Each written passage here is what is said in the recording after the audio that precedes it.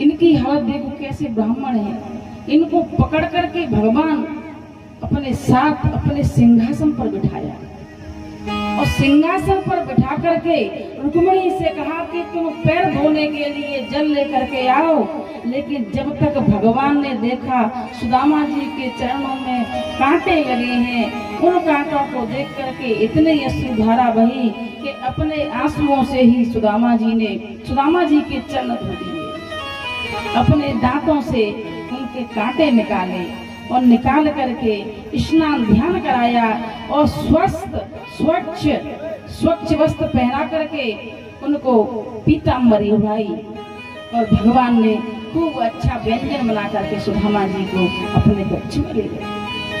कक्ष में जाकर के कहते हैं कि भैया मेरी भाभी ने कछु तो भेजो होगा, ऐसा ना है सका कि मेरी भाभी तुमको खाली हाथ भेजे, कछु तो चीज ऐसी भेजी होगी।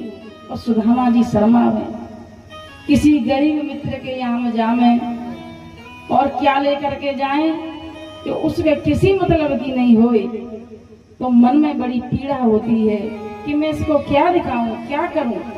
तो वह चावल की पोटली कांख में लगाए हुए सुदामा जी बैठे हैं, भगवान कृष्ण चरण दबा रहे हैं। तभी भगवान कन्हैया ले गए, तू वैसा ही झूठा है, जब वन में गए और मेरे हिस्से के चने कैसे खाए तुमने, कैसी बिजली कड़की। तभी सुदामा जी को वो भान भूल गए कि मैं कहाँ बैठा हूँ। अरे ना लाला ना, ऐसी बात ना। इतने में पोटली नीचे गिर गई और जब चावल की पोटली उठाई है तो पूछा भैया तुमने बताया क्यों नहीं कि तुम मेरे लिए ये भेंट लेकर के आई है।